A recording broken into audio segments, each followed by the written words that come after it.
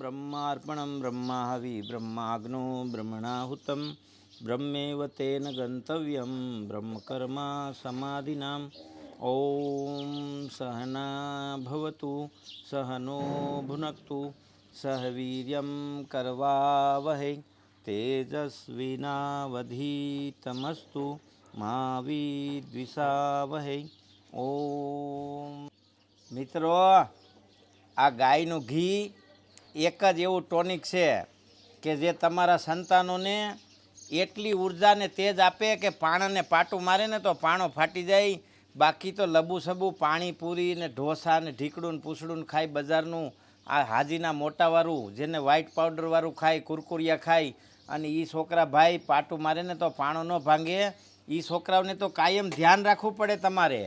એમાંય જો નસીબમાં હોય તો દેશી કેમિકલ ફ્રી ઘર અને ગાયનું ઘી, બાજરાનો રોટલો અને દેશી ગાયનું દહીં અને એ આમ હાબે હૂબ જમવાનું. આ લાગે ભલે દેશી પણ મિત્રો તમે જોઈ લેજો, જેટલા દુનિયામાં પ્રગતિશીલ બન્યા, વિકાસશીલ બન્યા, નરેન્દ્ર મોદીથી માંડીને બધાય એ બધાય હુકલ રોટલો ને ગાયનું ઘી ખાઈને જ મોટા થયા છે. એ કોઈ 32 ભાતના ભોજન નથી ખાતા. જન્મથી જેને હુકલ રોટલો, સાઈસ મરસું, ઘી, માખણ ને દહીં દૂધ જેને ખાધા હોય ને એ જીવનમાં જીગા કરી શકે, એ જીવનમાં રસ્તો કરી શકે. કારણ કે ગાયનું ઘી વાઘભટ્ટ ઋષિએ મેઘ્યવર્ધક કીધું છે એટલે બુદ્ધિવર્ધક, તેજવર્ધક કીધું છે એટલે કોઈનાથી દબાય નહીં, બળવર્ધક કીધું છે એટલે એ ક્યાંય હારે નહીં, અને વીર્યવર્ધક કીધું છે એટલે સંતાનોત્પત્તિમાં પાછળ ન રહીએ.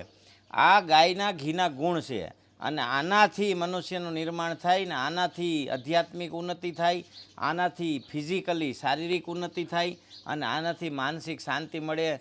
માટે ગાયની વાત છે. ગાય ગામડું ને ખેતી સંસ્કૃતિ, સંસ્કાર, આરોગ્ય અને પ્રગતિનું કેન્દ્ર છે. ગાય ગામડું ને ખેતી વિના આખું જીવન અધૂરું છે.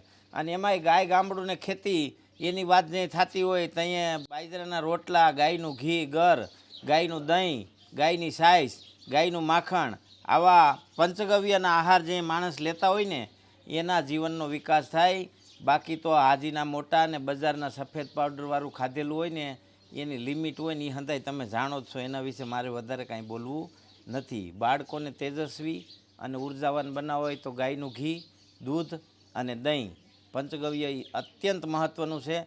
ઋષિ મુનિઓએ રિસર્ચ કરીને સાત્રો ઘી ન ખવાય ક્રીમનું, પણ જે દેશી ગાયનું દેશી વલોણું અને દેશી માટલામાં બનેલું ઘી હોય ને અથૂક ખાવું જોઈએ અને અનલિમિટેડ ખાવું જોઈએ. આજે 30 વર્ષે વાંકા વળી જાય, 30 વર્ષે હાર્ટ એટેક આવી જાય, 30 વર્ષે શરીરમાં કેલ્શિયમની કમી થાય અને શરીર આખું બેવડું વળી જાય. 35 વર્ષનો જણ જોવો તો 60 વર્ષનો હોય એવો લાગે ને એનું કારણ એ છે કે આપણા આહારમાંથી ગાયના ઘી, દૂધ, દહીંને સાઈસ વહી ગયા.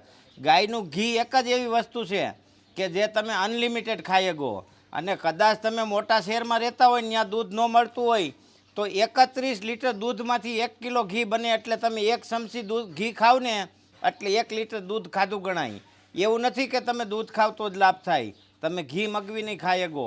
પણ બાળકોને ગાયનું ઘી જરૂર ખવાડજો. ભગવાને તમને સુખ સંપત્તિ અને સંસાધન દીધું હોય તો ગાયનું ઘી અવશ્ય ખવાડજો. તમારા બાળકોને તમે દેશી ગાયનું ઘી ખવાડો ને એ પણ આ જન્મનું મોટામાં મોટું પુણ્ય છે. કારણ કે અસ્તિત્વનું મૂળ છે ગાયનું ઘી. અસ્તિત્વ તો જ ટકશે કે આપણે તેજસ્વી અને પ્રાણવાન હઈશું તો જ. એક તો આપણે એક છોકરા થઈ ગયા, એમાંય લબુસબુ હોય ને એમાં 90 છોકરા ગામમાં પૈણે ને 100 છોકરા એમાંથી 90 દવા લે ને તો છોકરા થાય છે.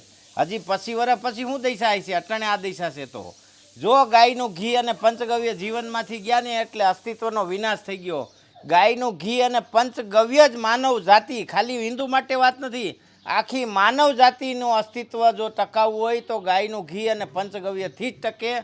બીજો કોઈ વિકલ્પ જ નથી. તમારા ઘરમાં 1000 કરોડનું કોમ્પ્યુટર લઈ લ્યો ને તો એ ગાયનું ઘી કોમ્પ્યુટર બનાવીને નહીં દે. સંસાધન જોઈએ એનો વિરોધ નથી, પણ સાથે સાથે ગાય ગામડું ને ખેતી સાથે પણ જોડાયેલા રહીજો. નહીંતર આપણે આપણા અસ્તિત્વ ઉપર જ ખતરો છે એવું વિચારીએ અને એ વાસ્તવિક છે.